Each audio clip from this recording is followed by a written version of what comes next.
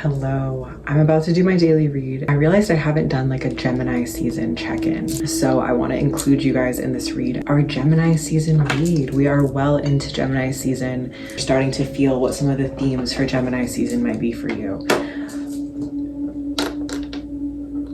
I am a lunar Gemini, I'm a Gemini moon, and I think such a Gemini moon. Gemini season to me feels so natural. I mean, to say comfortable feels like a stretch, but just the energy, the general energy, it feels homey to me.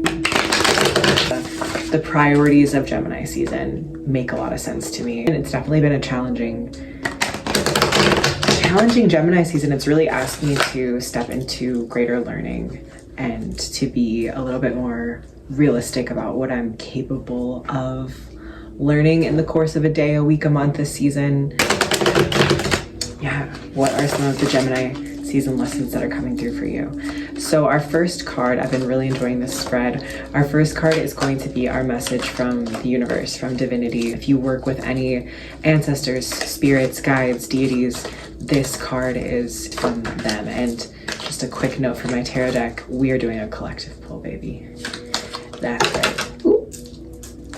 Okay, so this one came out for the Scorpio full moon as well. This one's come out before for us, the Ace of Pentacles. So once again, your face of divinity is trying to offer you earthly gifts and blessings. There is a hand that is reaching out that has something to offer you when it comes to your financial stability, your creative success, the luxury that you're able to experience in your life, the freedom of mind from dealing with debts that need to be paid, things that are financially stressful for you. So there's a message here that is offering you a solution, is offering you a new opportunity to step into. Now we're gonna get a card for the nature of Gemini season. What is the terrain that we're navigating in, trying to align ourselves to accept this blessing?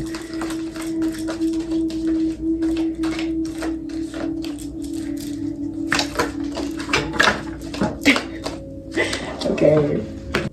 Okay. I had 4 cards pop out. Messy. This is where we bust out the pendulum. I think all of these cards have a relevance and a meaning here. I have the High Priestess, the 2 of Swords reversed, the 5 of Cups, and then the 4 of Cups reversed. Can you show me yes? Show me no. Are we reading for all? Oh, hold on. Are we reading for all 4 cards here? That's kind of what I suspected. So, yeah, you have to confirm when you have 4 cards pop out if you're clumsy or if the cards are jumping. We're going to start with the High Priestess. So this being the terrain that we're navigating hidden truths that don't have to stay hidden. Hidden truths that simply allow us to be able to contain light and dark.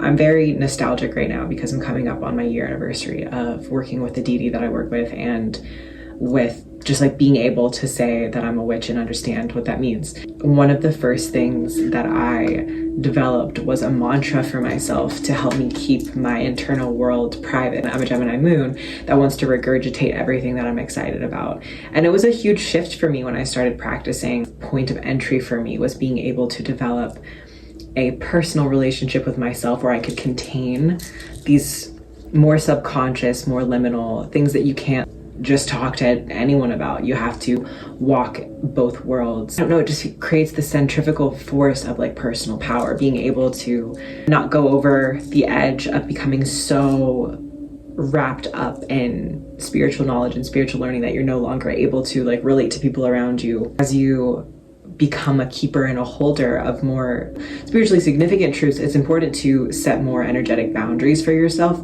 If you have a passion for learning these things and for containing a certain energy and for bringing an energy into this world and for allowing an energy that you're working with to heal you or whatever that looks like for you, you're going to need energetic protections. Of course, there might be a need to give them less access to you, cut some people out of your life, maybe in the extreme cases, which totally happens with like spiritual awakenings. Basically, you don't want to go, so far to the extreme that you so living in this one aspect of being a spirit having a human experience. We're still having a human experience, and that's why you need to also be able to work in the conscious aspect of things. You need to still be able to integrate all of your spiritual knowledge. You can be like someone who's helping others and opening their eyes to new perspectives and helping them break through things that they are considering blockages that aren't really honoring their personal power. You know, you can try to instill these messages, but you have to be able to integrate both light and dark if you want to become a high priestess energy. She guards sacred knowledge. She guards the work that she's put in to study. It's available and it's something that's accessible, but there are certain rites and rituals in place that need to be acknowledged before you can truly go to her. I did a meditation, I think it was with the Mary L tarot deck, poignant, like occultist deck. I imagined myself showering in this, you know, beautiful ancient temple, cleanse my auric field and myself before I could go present myself in front of the high priestess, be ready to obtain her knowledge. And that's both the path that we have to go on. It's also the energy that we need to hold. If someone is not in a state to receive your deepest spiritual truths that you're unearthing and getting access to, then you need to be able to hold those things within you. That's a beautiful message, and it has so much of that Gemini duality in it as well. Speaking of Gemini duality, we have the Two of Swords in reverse, and this is all about balance as well. The Two of Swords, it's a relational card for me. All of the twos point to a relationship. It can be a relationship between you and another person, a relationship between you and the divine, a relationship between two aspects of yourself. This one in particular is about knowledge, it's about communication, it's a communicating that knowledge to others and the balancing act that you have to do. And I feel like these two are very related in the sense that this is what it kind of feels like.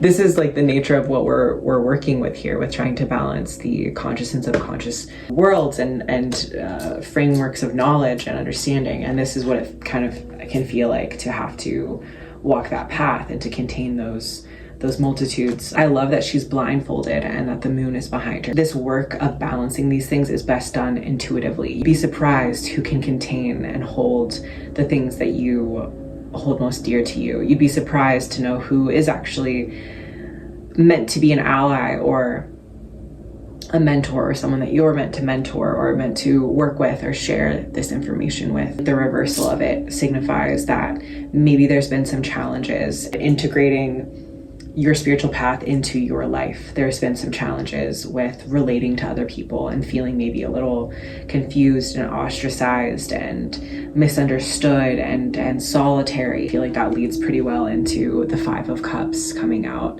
Just this moment of being like, oh, well, I've shed a version of myself that was maybe more accessible. You can see that this person is very, very alone and is grieving. I always look at this card with the cups that are spilled over. Like, there is genuinely loss that has been let go of, and it had to be let go of. We still have these two upright cups, which, you know, their back is turned to, and it's just they're not ready to acknowledge what's still left behind. They're still kind of grieving what has been lost and what's no longer there for them. So I do feel that there is a moment of maybe needing to grieve, maybe needing to really embrace the challenges and the pain of the experience that you're going through. Acknowledge it and acknowledge that so much of the way that maybe you used to relate to yourself, relate to other people, has been lost, so that you can step more into this spiritual role. Intuitive, this healer, this person who lives within the realms, has to contain more of their own individualism, has to contain more of their own space and keep it protected. It can be a lonely path, but you do still have those two cups, and they might be kind of new to you. Like, it might be letting go of something that you've held on to for a long time and having this kind of newness, and you're like, I'm excited about this, but I'm not familiar with it, so it can feel even more isolating in that sense. And then we have the Four of Cups in reverse, and this is an interesting reversal.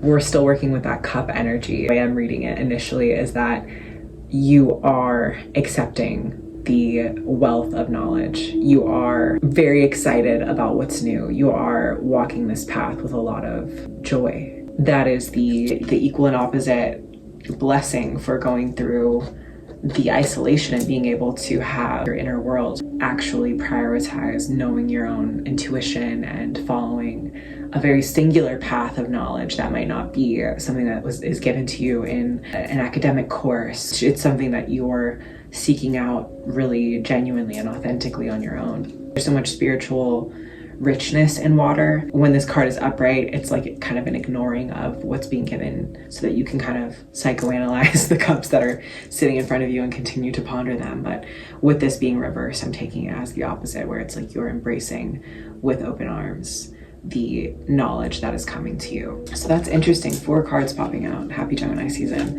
And then the last card is going to be our shadow to be integrated, and it's right on the nose. It's the sun. The sun is, oof. Well, one, it feels like the joy of the process. Between all this grief and all this learning and all this heaviness, the joy of the journey comes through to me as this young child is riding on their horse under the sun, just like going for it. Sunflowers everywhere. The joy of the journey, that's something that I've also been reflecting on a lot in this anniversary of my own witchcraft journey. I really do believe that the learning, the reestablishing yourself, the reinvention of yourself, the ego deaths, the integration of things, cliche, whatever, but it's like, it's truly not about the destination. It's about the experience. And so much of the richness of who you're becoming and what you're learning is because of the level of presence that you're able to give the journey that you're actually on. So that comes through. And then the sun also does represent the parts of ourselves that we've had to sequester off. You know, the parts of you that have been welcomed into the sun. The inverse is that there have been parts of you that have been completely abandoned and ignored. And this is also a reminder from the cards and from divinity that in this process of spiritual learning, in this process of spiritual integration of this gift that's being given to you via breaking through old patterns, breaking through old paradigms, and being able to contain more of the actual nature of this world that we live in, of this beautiful universe that we live in, there is also an opportunity reaching out to you for you to integrate parts of yourself that weren't given a space in this very narrow worldview that we're taught. That's part of the beauty of being on this journey, is that you get to reintegrate and say, oh, this part of myself that I used to label as this, and this, because I was told that or bullied about it, or it was shut down, I faced rejection about it. I now get to look at it with fresh eyes and with more compassion for myself, hopefully. This wisdom that's come through, and I can now look at things with curiosity and sit with them and reintegrate them in a way that feels more honest with my soul right now. And it's actually not just an opportunity, it's like a really necessary part of walking this path and walking forward. And you can't keep going forward on that path if you're not willing to take all of yourself with you. That's how people get into making spirituality like an identity more than actually like integrating it into the entire system of who they are and the way that they walk the earth. I'm tired of yapping. This is our read for Gemini season. I hope you enjoyed it.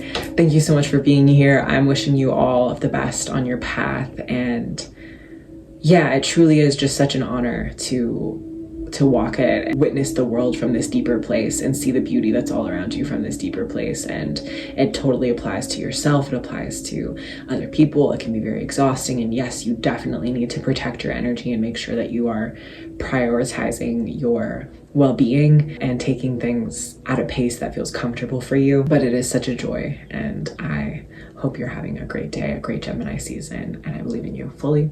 Mwah. Bye. And like, holy shit, we had like the same exact. This card tells you that something in your life needs to be better incorporated. It could be as simple as